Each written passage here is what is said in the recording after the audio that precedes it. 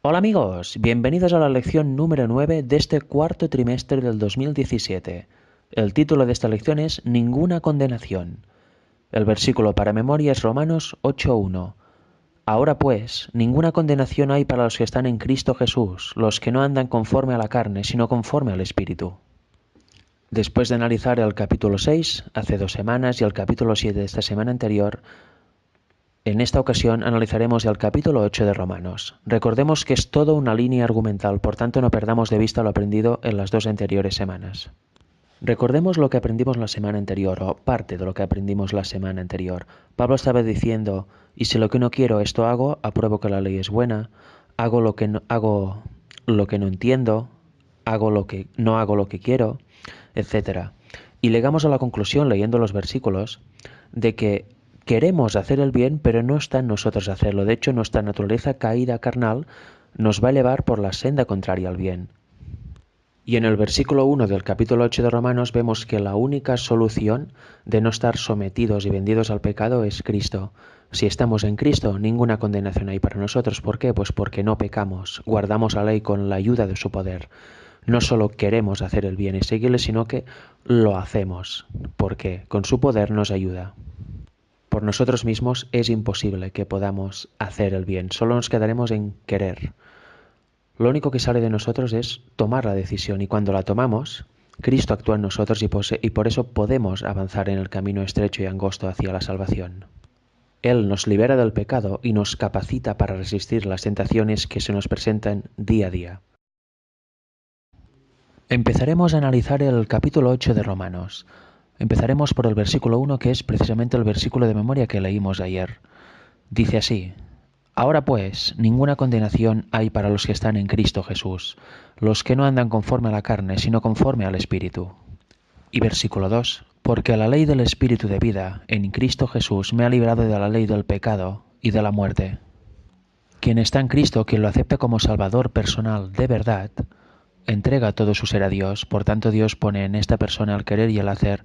Por tanto, sigue el ejemplo del Maestro al que dice seguir y creer, que es Cristo. Por tanto, ya no anda conforme a sus propias concupiscencias, sino que anda en la vida que siguió Cristo. Por tanto, cuando la tentación lo asedia, pide a Dios una salida y de esta forma no peca. Esta sería la vida que tendría una persona que realmente se entrega a Dios. Pero ¿por qué no vemos eso en nuestra vida o en el mundo cristiano? Pues porque no hay una verdadera entrega. Sabemos que el camino para ser idóneo para el cielo no es cuestión de un día ni de dos, dura tiempo. De hecho, dura toda una vida, porque hay que ser constante cada día de nuestra vida. Si un día lo hacemos bien y al día siguiente no, el día anterior no vale para cubrir la falsedad o las obras malas del día que lo hemos hecho mal. Pero sí que es verdad que si estuviéramos de verdad la mente y la vista fija en Cristo, pues cada vez que viene la tentación decidiríamos no pecar y pedir la salida a Dios para que con su poder nos ayude a escapar de aquel acto malo que estábamos a punto de cometer. Por tanto, no hay ninguna condenación para los que están en Cristo Jesús, porque aceptan al que pagó por sus pecados, aceptan su sangre expiatoria y se entregan a Él. Por tanto, tienen opción a la vida eterna, aceptan esta vía, no siguen viviendo conforme a sus propios deseos y su vida anterior antes de conocer y aceptar a Cristo. Y como dice el versículo 2, pues aceptando la nueva ley del Espíritu, la nueva vida en Cristo Jesús, dicho de otro modo, pues eso nos da libertad, porque guardamos la ley de la libertad, como dice Santiago, y nos da vida, porque si somos constantes y seguimos así toda nuestra vida hasta nuestra muerte, heredaremos la vida eterna. Y si somos de los 144.000, el grupo que no verá muerte, pues también heredaremos la vida eterna. Por tanto, en cualquier caso, seguir la nueva ley del Espíritu y no seguir la antigua ley de la carne, que está en nuestros miembros, la que nos hace pecar, caer, desear lo malo, porque eso es lo que pide nuestra naturaleza carnal, nuestra naturaleza caída, nuestra tendencia al mal, pues el que se añade a esta nueva ley del Espíritu simplemente tiene vida y camina por un camino nuevo, por el camino de Cristo Jesús. Seguimos con la lectura del capítulo 8 de Romanos. En esta ocasión leeremos los versículos 3 y 4. Ayer terminamos en el versículo 2 y el versículo 3 dice: porque lo que era imposible para la ley, por cuanto era débil por la carne, Dios, enviando a su Hijo en semejanza de carne de pecado, y a causa del pecado condenó al pecado en la carne. La ley, como hemos dicho en otras ocasiones, no podía darnos la salvación, no podía vivificarnos, no podía salvarnos para nada, solo nos puede mostrar en lo que fallamos. Por eso lo que era imposible para la ley lo hizo Cristo viniendo en semejanza de carne de pecado. Los humanos tenemos tendencia al mal y aparte tenemos una naturaleza caída desde la entrada del pecado, por eso somos débiles, porque podemos querer hacer algo, pero no podemos hacerlo. No podemos hacer el bien sin la ayuda de Dios, sin el poder de Dios que actúa en nosotros, porque es más fuerte la tendencia al mal que tenemos innata desde la entrada del pecado, y eso es lo que veníamos estudiando en el capítulo 7, en los versículos finales. Por tanto, ¿qué hizo Dios? Envió a su Hijo unigénito en semejanza de carne de pecado. En semejanza, no en igualdad de carne de pecado. Ahora no es el tema, por tanto no lo vamos a demostrar, pero Jesús adquirió la naturaleza caída del hombre en aquel momento que vino, heredó sus debilidades, tenía sueño, se cansaba, no vino midiendo 4 metros, vino midiendo la altura de los hombres de aquel tiempo, pero había algo muy importante, no tenía tendencia al mal porque, como dice Lucas 1:35, creo que es al principio del capítulo 1 de Lucas, dice que van a nacer un santo ser. Por tanto, un santo ser no puede tener esa tendencia al mal en él. Pero, sin embargo, sí podía pecar. Y por eso vino con carne de semejanza nuestra, también por causa del pecado, ya que el pecado afectó a la humanidad, por tanto él no podía venir como un cuerpo perfecto como el que tenía Adán antes de pecar. Y con su victoria condenó al pecado en la carne, con nuestra misma naturaleza carnal, venció al pecado, porque fue tentado en todo como nosotros, pero nunca pecó. Por tanto, venció donde el primer Adán perdió la batalla. Como ya vimos en otras ediciones de la Escuela Sabática, analizando el capítulo 5 de Romanos, vimos que Jesús era el segundo Adán, ya hablamos de todo esto.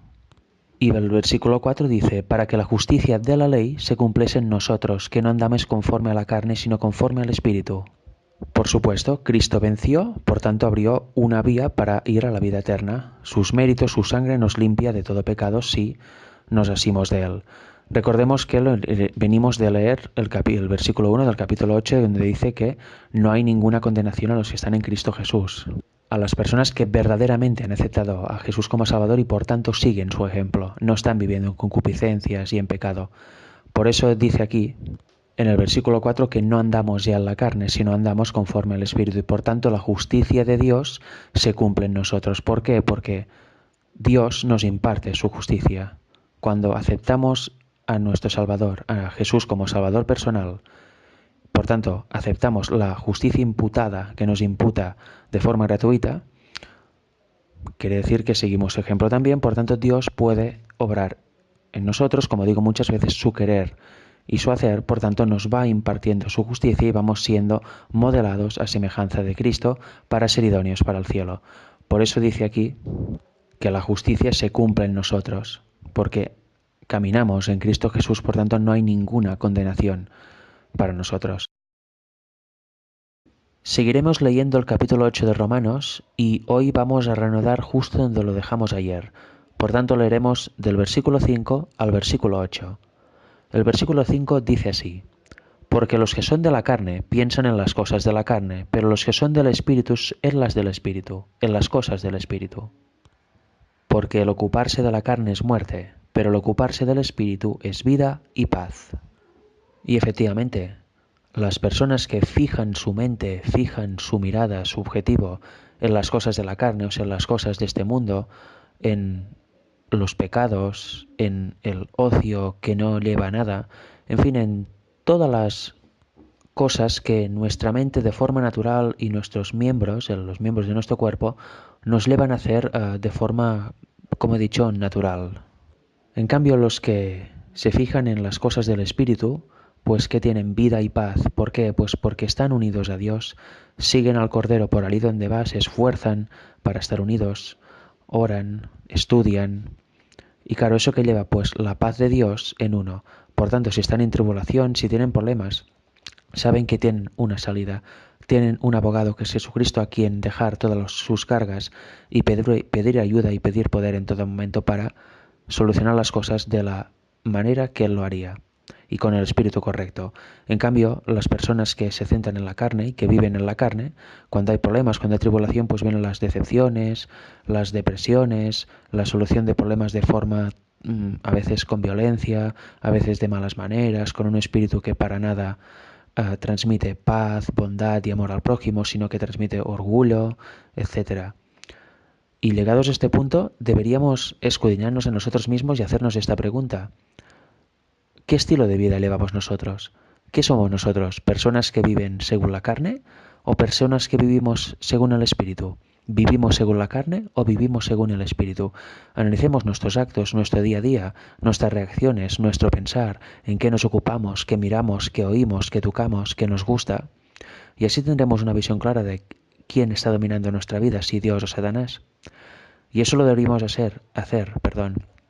Y si vemos que el resultado es que somos carnales, que estamos pensando en la carne y nuestra mente está fijada en la gran mayoría del tiempo en la carne, pues debemos cambiar, debemos replantearnos un cambio y ir a Dios en oración, asirnos de Dios para que con su poder nos ayude a cambiar y de esta forma pasar a estar centrados en el Espíritu, lo cual implica evidentemente cambio de hábitos, etc.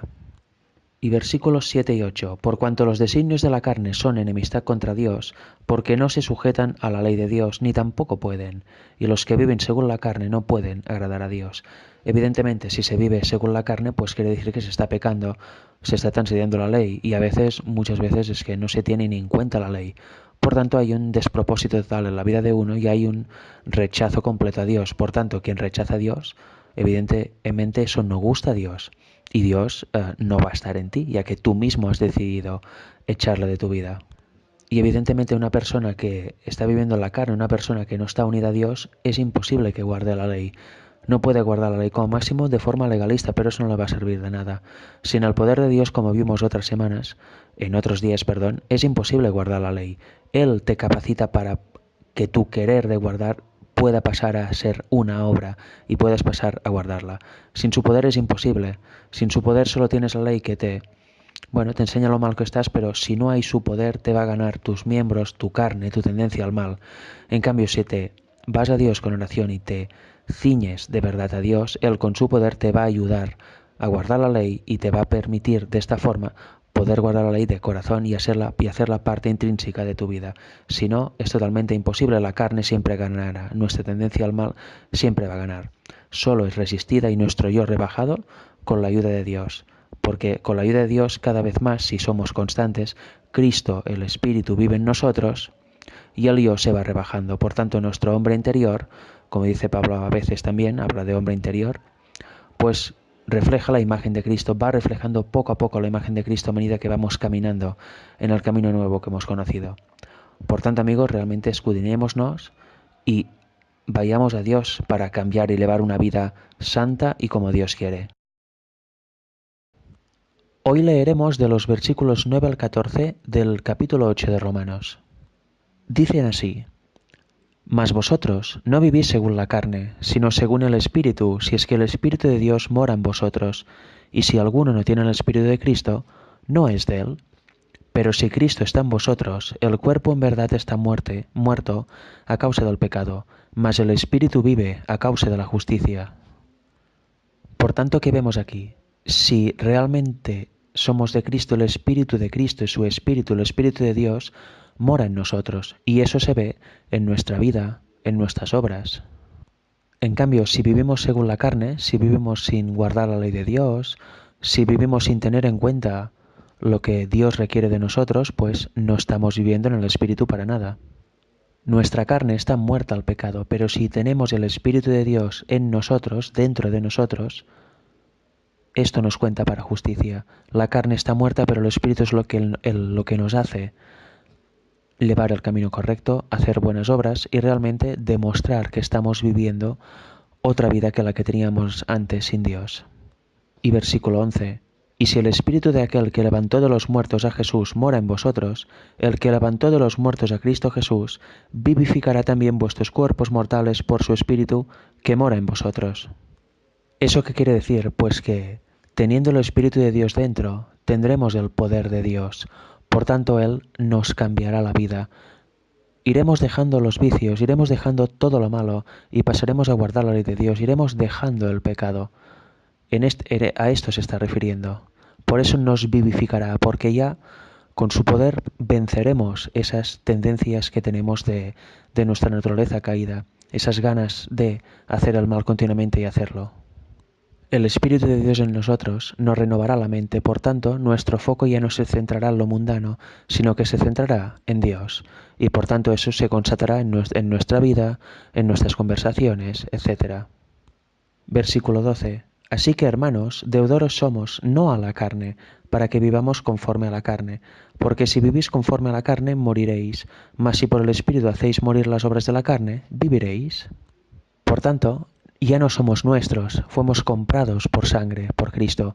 Por tanto, pertenecemos a Dios. Por eso dice en otros textos, todo lo que hagáis, hacedlo para la gloria de Dios. Y también dice el mismo Pablo que nuestro cuerpo es templo del Espíritu de Dios.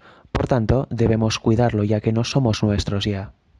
Teniendo el Espíritu dentro, siendo constantes, morirá nuestras obras malas, morirán nuestras transgresiones, morirá nuestro pecado. Por tanto, como resultado, como dice el versículo, viviremos, tendremos la vida eterna, porque nos iremos perfeccionando de gloria en gloria y al final el sol amanecerá en nosotros, Cristo amanecerá en nosotros por completo.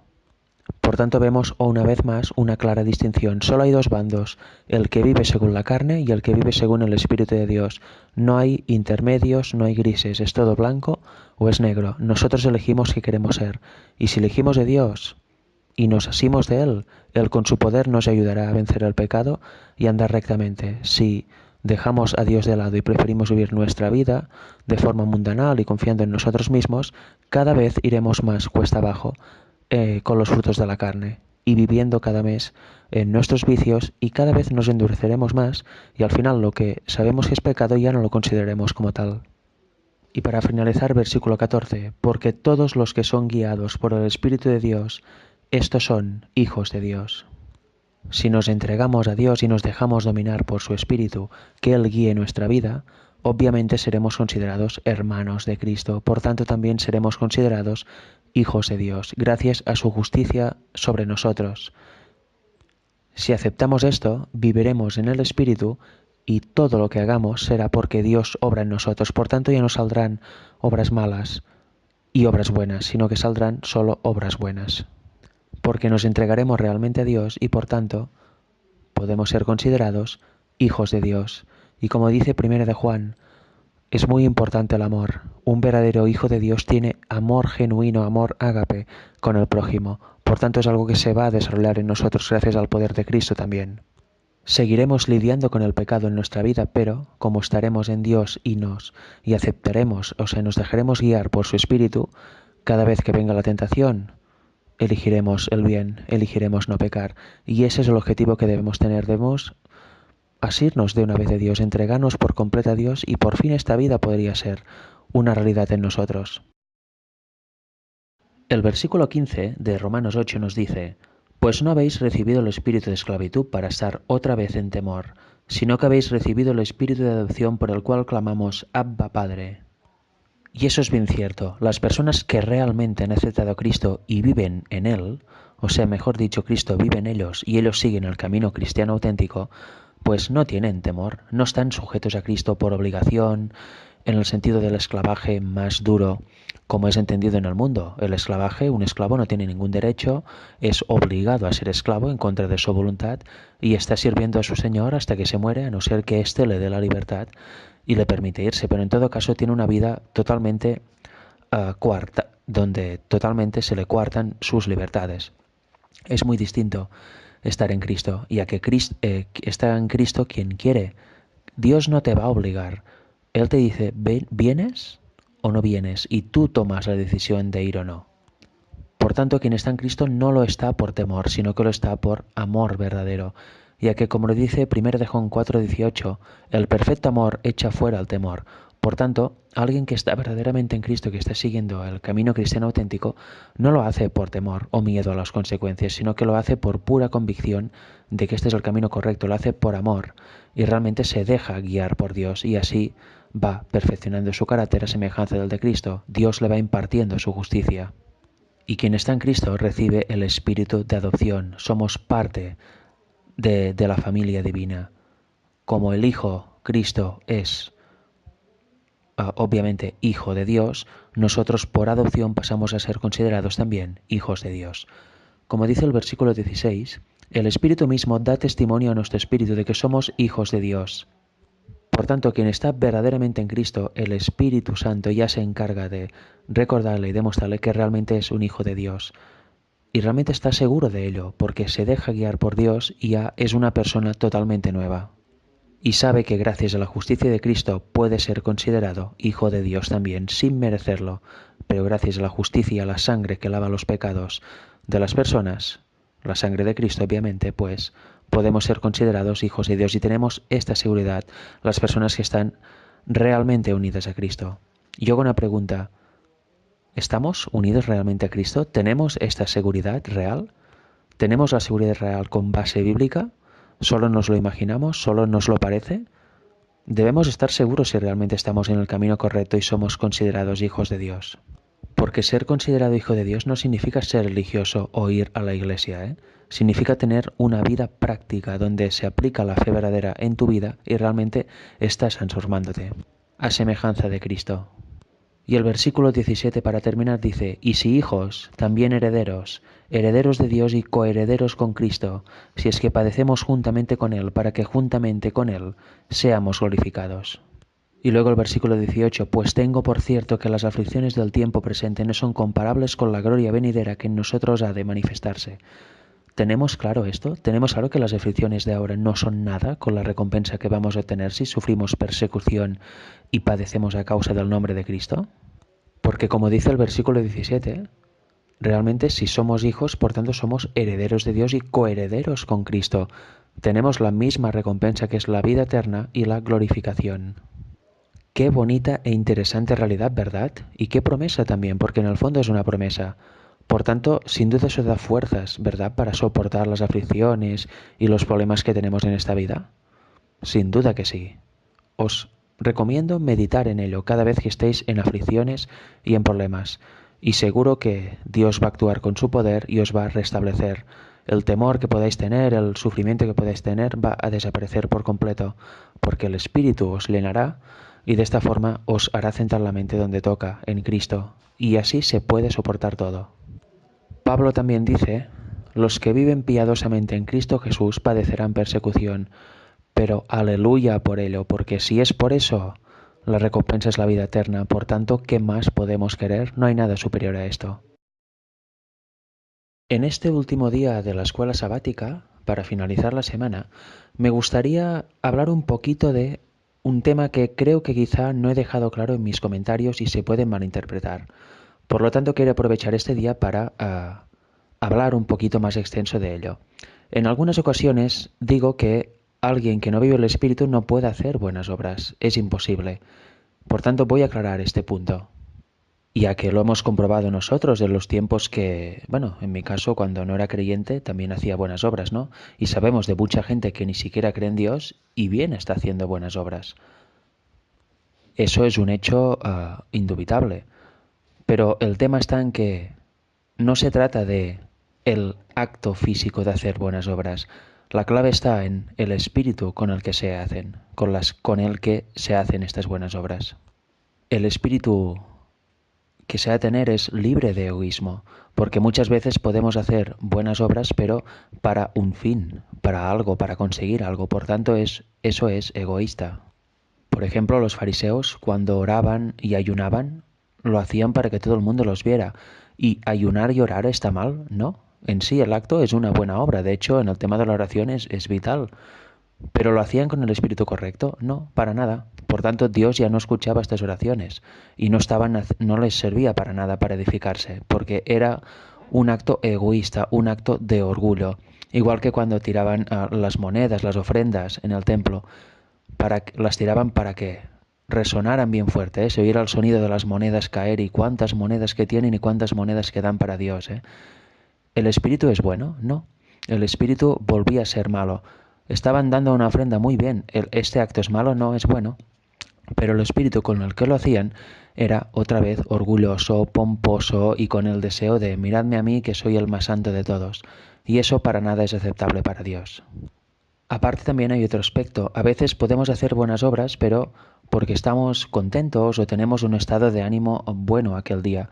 Si aquel mismo día nos hubiéramos encantado la misma situación y tuviéramos un estado de ánimo malo, depresivo, o estuviéramos enfadados por algo, pues seguramente ya no habríamos hecho este acto de caridad o esta buena obra.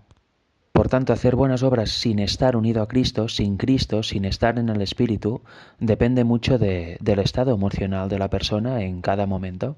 Si está bien la hace y si no, pues seguramente no. Y también depende mucho del estado mental de la persona, ya que se puede generar el orgullo, que brota de forma natural por nuestra tendencia al mal, o el egoísmo, cualquier otro rasgo de carácter satánico, y eso nos lleva a hacer una determinada buena obra, pero ya no tiene nada que ver con hacer una buena obra en Cristo, porque cuando se está en Cristo, las buenas obras brotan del corazón porque Él las pone ahí. Y por tanto el Espíritu es el bueno. Cuando se está en Cristo se hacen buenas obras porque nos nace hacerlo. Dios nos pone eso en nuestro corazón y lo hacemos por amor verdadero al prójimo. En ningún momento se pasa por la cabeza recibir una ganancia a cambio o lo hacemos porque mira, aquel día estamos contentos y queremos. No, no, nos nace constantemente hacer las buenas obras. No un día sí, un día no, 2 días sí y 4 semanas no, sino que es a diario, es el espíritu con el que vivimos. Estamos viviendo en Cristo, por tanto, a cada momento nos sale, vemos al prójimo como un amigo, aunque no lo conozcamos, y por tanto nos nace hacerle el bien de verdad, sin ningún motivo satánico, ningún rasgo de carácter satánico que se manifieste en nosotros. Si algunos de los que estáis oyendo este vídeo o este audio os ha pasado esto, sabéis de lo que hablo. A mí me ha pasado muchísimas veces y realmente se nota. No sabes por qué, pero sientes un amor tremendo hacia esa persona o hacia esas personas o hacia ese animal o hacia cualquier cosa a la que vaya dirigida la buena obra. Sientes un amor que te brota de ti porque Cristo lo pone en ti. Y no se te pasa por la cabeza no hacer la buena obra o hacerla por algún motivo egoísta, sino que la haces directamente para dar a los demás y no recibir nada a cambio. ¿El problema cuál es? Porque todos tenemos experiencias así. Pues el problema es que no somos constantes, por tanto tenemos experiencias así, pero también tenemos experiencias de las otras, de hacer alguna obra mala, alguna obra buena en el acto, pero con motivos que no son los correctos, o tener la oportunidad de hacer buenas obras y no hacerlas porque estamos pues aquel día enfadados. Como no somos constantes, no vamos a Cristo en todo momento y cada día, pues tenemos que hablar de ejemplos que nos han sucedido cuando deberíamos hablar de lo que nos pasa a diario en nuestra vida. Por tanto, debemos de una vez ir a Cristo de verdad, ir a Dios de verdad y entregarnos a Él de todo nuestro corazón, con todo nuestro ser, porque si no, siempre seremos así, ahora aquí, ahora allá, y así no vamos a la salvación. Muchas veces no somos conscientes de que estamos en tiempo de gracia aún y de los preciosos minutos, segundos, horas, días que tenemos para transformar nuestro carácter a semejanza del de Cristo, para aprovechar para unirnos a Dios y así estar fuertes en el día de la prueba, en el día de la tribulación y no caer, porque si no, si vamos dejando pasar el tiempo, que pase, ocupándonos de nuestras cosas, y ahora sí, estamos un poquito estudiando, un poquito orando, pero nada más, no hay una entrega sincera y total, en el día de la prueba vamos a sucumbir. Y luego es cuando vienen las lágrimas, los arrepentimientos, pero ya será tarde. Por tanto, deberíamos escudriñarnos mucho nosotros mismos y ponernos desde ya en el camino correcto. Bien, espero que haya quedado claro cuando digo que es imposible hacer buenas obras si no se está en el Espíritu. Espero que haya quedado claro a qué me refiero cuando digo esto. Que Dios os bendiga a todos.